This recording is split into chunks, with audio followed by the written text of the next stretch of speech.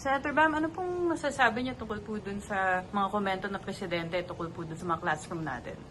Opo, lahat po tayo nagulat nung nalaman natin na 22 lang ang classroom na ginawa ng DPWH ngayong taon.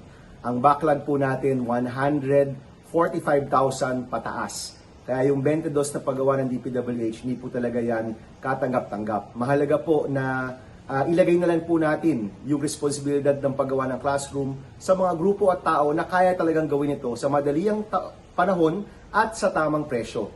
Ang panawagan po namin sa Classroom Acceleration Program Bill ay ibigay ito sa mga LGU at natutuwa po kami na sa araw pong ito, sinang-ayunan tayo ng Presidente.